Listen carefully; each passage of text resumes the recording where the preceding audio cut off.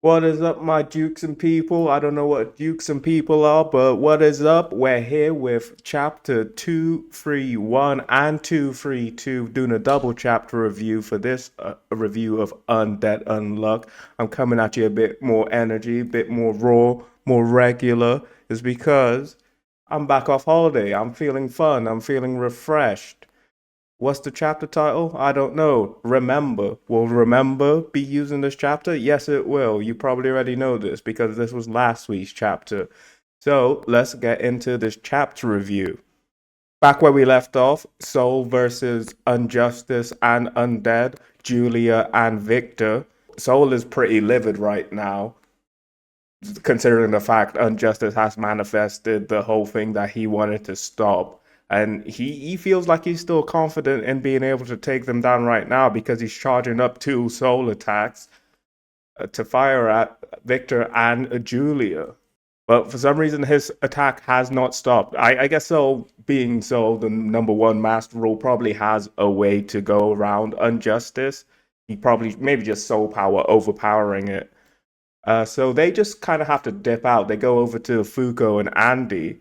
And what's really weird about this chapter is that Andy and Victor are coexisting. We'll get into how exactly they can coexist right now and how they're going to be able to coexist for even longer because we're initially given a 10-minute time frame for this separation to be sustainable for both their consciousnesses being able to just be around, I guess the word would be, just be most present in two separate bodies.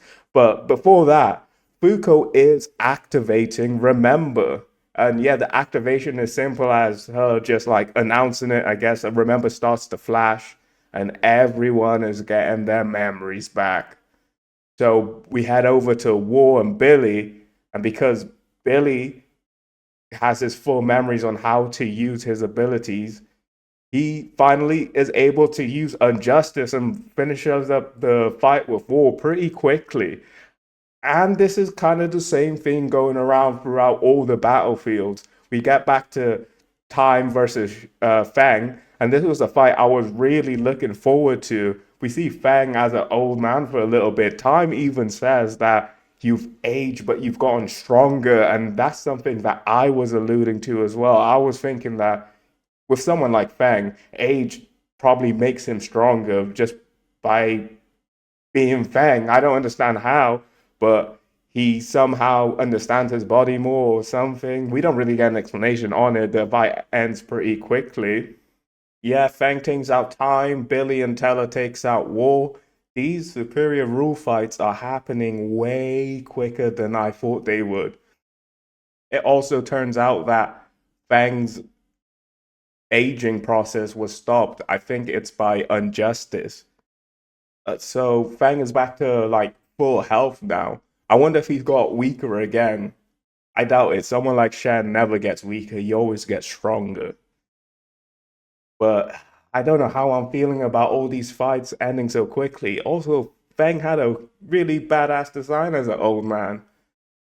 But I guess it's no more. Maybe in the upcoming fight he'll get aged again and get even stronger. Moving more across the battlefield again, Billy has regrouped with Rip and Latler apparently, but Billy can't use Unjustice against non-human life forms. How am I reading into this? He says he's never used it against an Uma, so even in all the previous loops, he's never used Unjustice against an Uma. But isn't like Soul and Change like in their human form? Aren't they still Umas as well? War as well? Isn't he still an Uma? Maybe he means he can't use it on juniors, or it's just forms that, or just beings that don't have human form. I'm guessing maybe, but it's all right because Untouchable and Unback, Tatiana and Bunny, yeah, Bunny is able to capture Sick. Bunny captured the actual Uma in her form blob things, that white blob things that she can manifest. So we're running through these superior rule fights. We're gonna get through all of them. You all know that already, but we're going through them so fast. I was hoping we could enjoy them a little bit more, but apparently we cannot. There are things to do in this manga. Why is this being so rushed? Is Shueisha or Shonen Jump, or Viz magazine, like rushing uh Yoshifumi to finish this kind of a Bleach situation? Because this feels so fast. We could have taken our time with these fights. Unless something crazy is going to happen and we do one more loop for some reason, but it doesn't seem likely to happen, in my opinion. I don't see any reason to. The only other things is that we don't know the location of some of the sacred treasures, some of these really ultimately powerful artifacts, like the heart. What was the other one? There's Rebellion, and then there's the Aegis Shield. We might already know the location of the other two, Rebellion and Aegis Shield, but we know for definite we don't know the location or what even the function of the heart is. So proceeding over to more of the battlefields, Julia and Victor just turn up and take out Justice, no problem apparently. He just gets kind of off screen, and this is kind of what happens to all of them. It's either one panel or just a straight off screen. It's really sad. It's really sad to see really that these fights are going down so quickly. It, I love this manga so much, but it's just a disappointing sight. Moving over to Change is kind of the same. Unjustice pops in, so we're able to land a blow on Change, and while she's distracted, Gina just slices her in half. Moving on to Luck and Death, Fuko fires a soul bullet at Luck. That Unluck somehow, I'm not even sure what it was uh, that actually hit Luck in the end. I think actually from the previous panel, Gina did throw something, so I'm thinking that must have been what sliced off Luck's head in the end. And Death is distraught about this. So, like I was saying before, Death and Luck seem to have some sort of relationship, some closer kind of bond than the other Umas, because she looks insanely distraught. And it looks like she probably goes into her own kind of phase three thing. We didn't even get to see Luck go into a phase three. Death, on the other hand, she gains this, like, I can only describe it like the monsters from Promised Neverland. Her mouth just kind of opens up wide and deforms into that kind of thing, and I think she gets more skeleton-like in her hands and fingers. But it all it takes is a red road from both Andy and Victor. It looks like double-siding death, and that is the end of most of the superior rules. This is where the chapter ends out, and this is where we get the estimated 10-minute duration for this split between Victor and Andy to last. So going into the second chapter, we get a full color page panel of the Union members facing off against Sun. And this is a pretty cold, this is a pretty nice, pretty cold picture. It's drumming up to me like it's coming to the end. Let's give you some really nice flashy stuff. We get a second one as well with the Union members going towards the battle and attacking Sun. So at the start of the chapter, Fuko is just taking in this 10-minute duration thing that Andy and Victor were talking about, and she's just realizing that, whoa, Andy and Victor are out here. How is this happening? And it turns out that when Death sliced um Andy before, he made her slice him in half on purpose. So once that half that was like cut off and Fugo wasn't holding on to, he disappeared from inside of it. Basically, I'm thinking the death rule, like, quote unquote, killed the soul that was inside that half of the body. Victor was able to take over, and that must have been what Victor was mentioning before when he was in that mindscape room, kind of black void place with Julia. He mentioned that the effects of death will wear out soon or something like that. So this is what he was referring to. If um that half of the body had disappeared completely, he probably wouldn't be able to resurrect inside of it. But now back into the battle, Soul has gone into the main sphere around Sun's space, and we're about to get into the real action now. Before Soul starts attacking, he's ranting a little bit as he does usually, and he mentions the word glitches again. So back in 230, Luna mentioned glitches in the flashback with Victor, and I was wondering what they meant by the terminology glitches.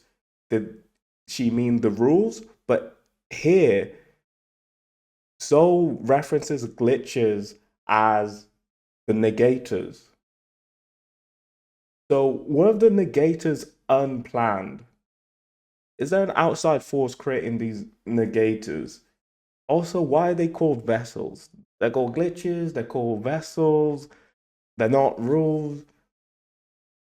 There is there's a missing key to this whole negator rules relationship that we need to find out, because also we need more information on the other people. I feel like we need some more information on the previous users of Unluck, like the people you see when you connect with souls and you go into that white void space. We need to understand what that is as well. But calling them glitches, I can understand that more.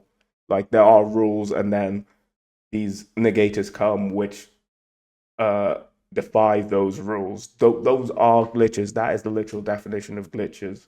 But why would Luna say glitches have appeared in the flashback?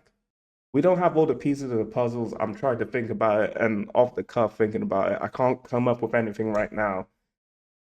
Maybe I'll have something for the next review. So the battle is finally beginning. Andy just says it's a part of the world to use cheats and tricks however you can. If it exists in the world, why not use it? Soul responds with a massive soul beam attack, like a barrage of soul beam attacks, but they are able to clear up the barrage of attacks pretty quickly. Soul is surprised by this. Victor is even able to go up to Soul's spear thing he's contained in and punch it, but he's only able to crack it. But that's when Andy loads up a Soul Finger bullet and shoots it at Soul and Sun, and I believe a barrage of meteors come down. And I was thinking before, maybe Fuka would have some bad luck she saved up for over like 200 and something years, since we were seeing her use her like bad luck glove. I think she even uses a knitted cap against Ruin. I thought she'd have something else, maybe a bad luck sock, 300 years of bad luck. But it looks like now she can just ramp up her soul energy to control the output, so she doesn't need to store up soul and unlock energy for as long like she was doing before. Just now that she has a grasp on the soul, just ramp up the soul energy and shoot a soul bullet, and that unlock should be pretty powerful. But with that unlock also comes the rest of the union, and we get a cool, huge page spread with all the union members. Andy like declares that basically there is no MC. Fuka might be the official MC. Maybe Andy is even the official MC, but we have a cast of so many beautiful, interesting characters. They're all the leads. Sean Unseen would tell you that because he's a part of it, because he's the one to help destroy the main enemy, he is also part of the lead. We've all had a part in playing the role of the lead character. Everyone's had their arc. Everyone has had their moment. It hasn't been too heavily focused on one character as the MC. Like, it kind of follows Fuko a lot, but you could definitely see how in each part of this series, at some point, one of the union members was the lead. This arc was about this person, not necessarily about getting Fuko stronger. It was about untrust. It was about Latla and his sister. It was about Sean at one point when he's trying to get onto the space shuttle. It was about Gina. It was about Unavoidable. It was about Unforgettable Nico and Ichiko's story in that arc. It was about Billy, what he was going through, like why his ability manifested. Tatiana's arc was all about her character development. Yeah, man. So yeah, that's what I'm trying to get at. All these characters have a role in the lead, and this is one of the reasons I love Undead Unluck so much. Just looking at this panel right here, it's just showing how unique and interesting all of these characters are, and you can definitely say at one point we got a good amount of focus on them. To be honest, maybe someone like Andro Yasai is one of the ones I feel like I don't know that much about, but I still do appreciate. However, next it looks like uh it's like an opposite fusion. I was gonna say Victor and Andy are about to defuse, but they're actually fusing together. So they're they're undefusing, fusing back together anyway.